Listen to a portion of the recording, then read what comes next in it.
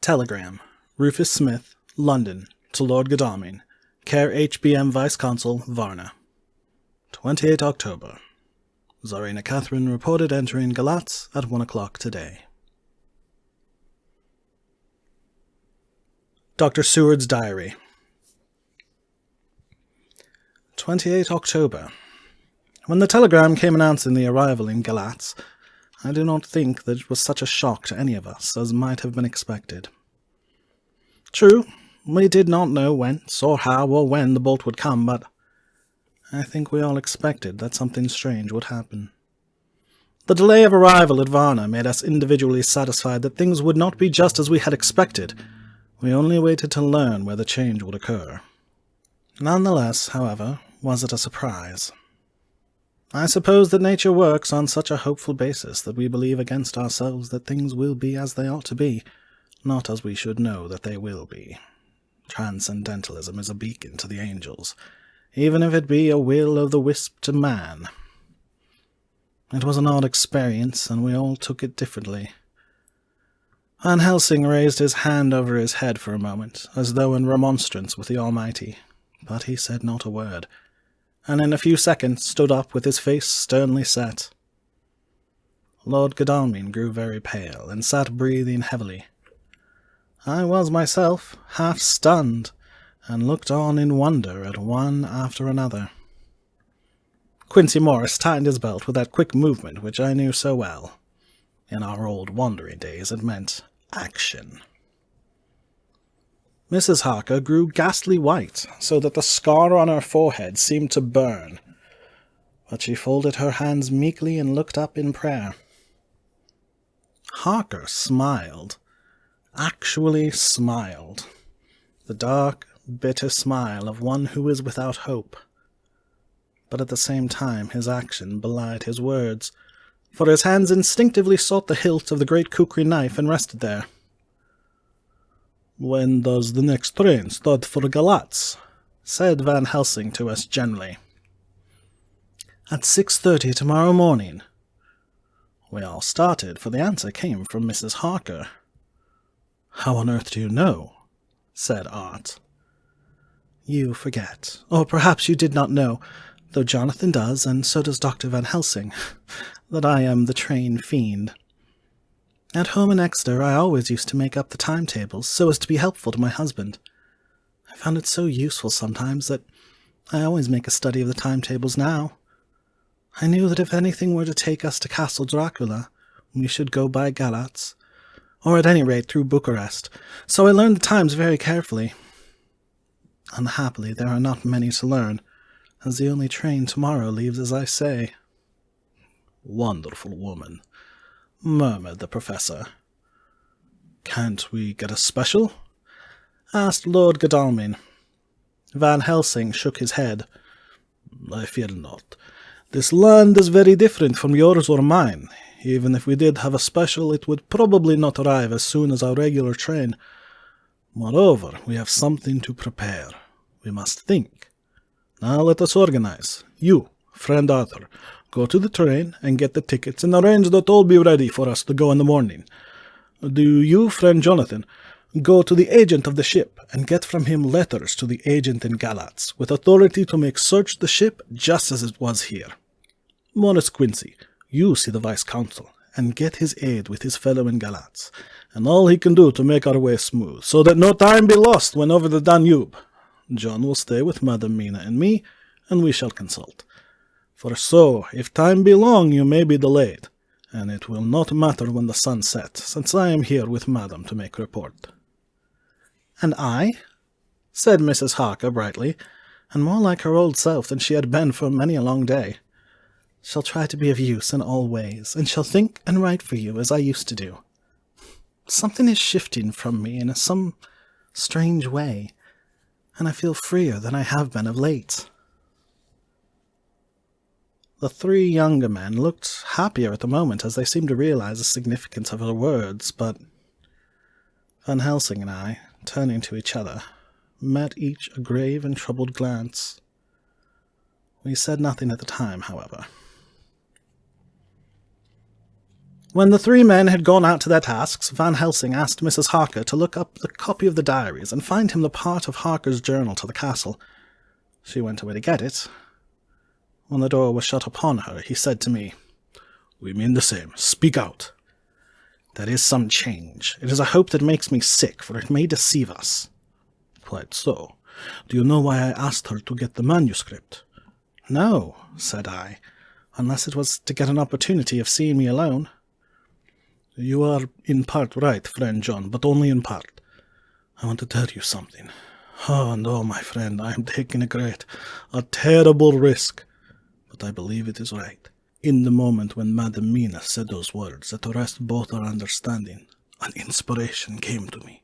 In the trance of 3 days ago, the Count sent her his spirit to read her mind.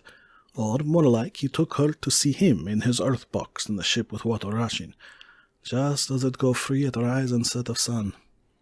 He learned then that we are here, for she have more to tell in her open life with eyes to see and ears to hear than he, shut as he is, in his coffin box. Now he make his most effort to escape us. At present he want her not. He is sure, with his so great a knowledge, that she will come at his call, but he cut her off, take her as he can do out of his own power, that so she come not to him.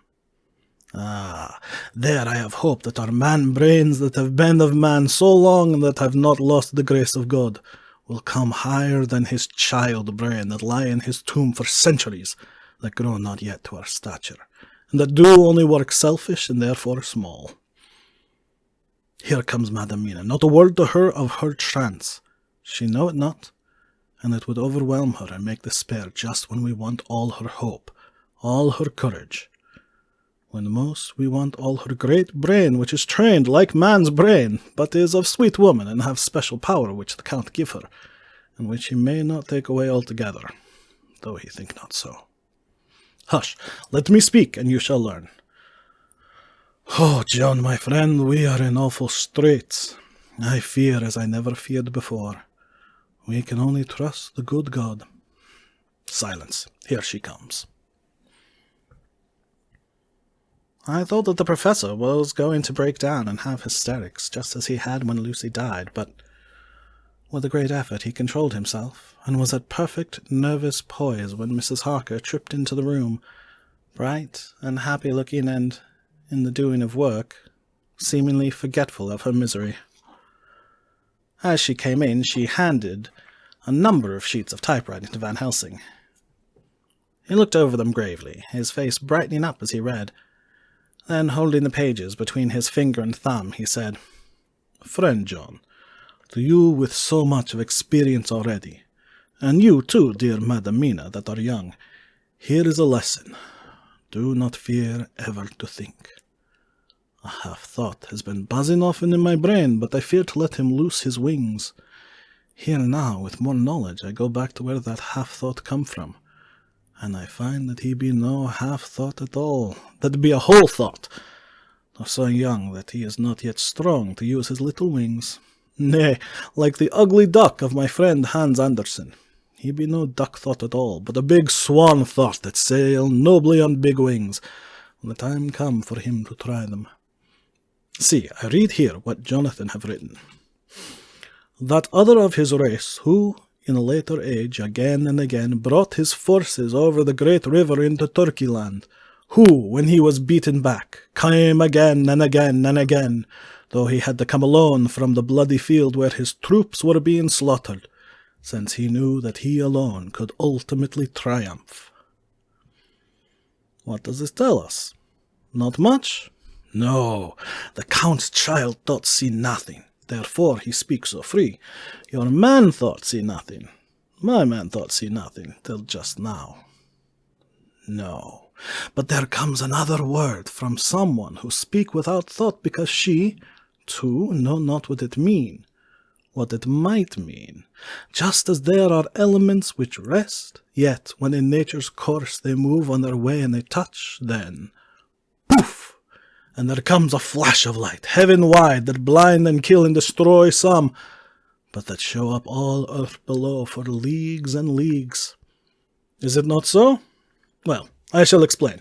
To begin, have you ever studied the philosophy of crime? Yes and no. You, John, yes, for it is a study of insanity. You, no, Madam Mina, for crime touch you not but once. Still, your mind works true, and argues not a particulari ad universale. There is this peculiarity in criminals. It is so constant in all countries and at all times that even police, who know not much from philosophy, come to know it empirically that it is. That is to be empiric. The criminal always work at one crime. That is a true criminal who seems predestinate to crime, and who will of no other. This criminal has not full man brain. He is clever and cunning and resourceful, but he be not of man's stature as to brain. He be of child brain in much. Now this criminal of ours is predestinate to crime also. He too have child brain, and it is of the child to do what he have done. The little bird, the little fish, the little animal learn not by principle, but empirically. And when he learn to do, then there is to him the ground to start from to do more. Dos paus sto, said Archimedes. Give me a fulcrum, and I shall move the world. To do once is the fulcrum whereby child brain become man brain. And until he have the purpose to do more, he continue to do the same again every time, just as he have done before. Oh, my dear, I see that your eyes are open, and that to you the lightning flash show all the leagues. For Mrs. Harker began to clap her hands, and her eyes sparkled. He went on. Now, you shall speak. Tell us, two dry men of science, what you see with those so bright eyes. He took her hand and held it whilst she spoke. His finger and thumb closed on her pulse, as I thought instinctively and unconsciously, as she spoke. The Count is a criminal, and of criminal type. Nordau and Lombroso would so classify him, and, qua criminal, he is of imperfectly formed mind. Thus, in a difficulty, he has to seek resource in habit.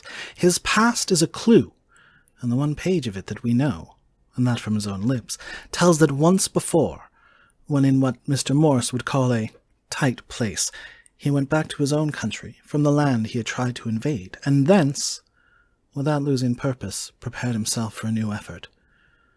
He came again better equipped for his work, and won. So he came to London to invade a new land.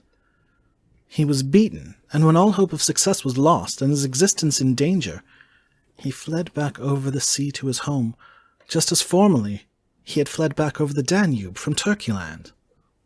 Good, good, oh, you're so clever, lady, said Van Helsing enthusiastically as he stooped and kissed her hand. A moment later he said to me, as calmly as though we had been having a sick-room consultation, 72 only, and in all this excitement, I have hope. Turning to her again, he said with keen expectation, But go on, there is more to tell if you will. Be not afraid, John and I know. I do in any case, and shall tell you if you are right. Speak without fear. I will try, but you will forgive me if I seem egotistical. Nay, fear not. You must be egotist, for it is of you that we think. Then, as he is criminal, he is selfish. And as his intellect is small and his action is based on selfishness, he confines himself to one purpose. That purpose is remorseless. As he fled back over the Danube, leaving his forces to be cut to pieces, so now he is intent on being safe, careless of all. So his own selfishness frees my soul somewhat from the terrible power which he acquired over me on that dreadful night. I felt it. Oh, I felt it. Thank God for his great mercy. My soul is freer than it has been since that awful hour, and all that haunts me is a fear lest in some trance or dream he may have used my knowledge for his ends. The professor stood up. He has so used your mind, and By it he has left us here in Varna, whilst the ship that carried him rushed through enveloping fog up the Galatz, where doubtless he had made preparations for escaping from us. But his child mind only saw so far, and it may be that, as ever is in God's providence, the very thing that the evildoer most reckoned on for his selfish good turns out to be his chiefest harm. The hunter is taken in his own snare, as the great psalmist says. For now that he think he is free from every trace of us all, and that he has escaped us with so many hours to him, then his selfish child brain will whisper him to sleep. He think, too, that he cut himself off from knowing your mind. There can be no knowledge of him to you. There is where he fail. That terrible baptism of blood which he give you makes you free to go to him in spirit, as you have as yet done in your times of freedom, when the sun rise and set. At such times you go by my volition and not his. And this power to good of you and others, as you have won from your suffering at his hands. This is now all the more precious that he know it not, and to guard himself, have even cut himself off from his knowledge of our ware. We, however, are not selfish, and we believe that God is with us through all this blackness and these many dark hours. We shall follow him, and we shall not flinch, even if we peril ourselves that we become like him. Friend John, this has been a great hour, and it have done much to advance us on our way. You must be scribe, and write him all down, so that when the others return from their work, you can give it to them. Then they shall know as we do. And so I have written it, whilst we wait their return. And Mrs. Harker has written with her typewriter all since she brought the MS to us.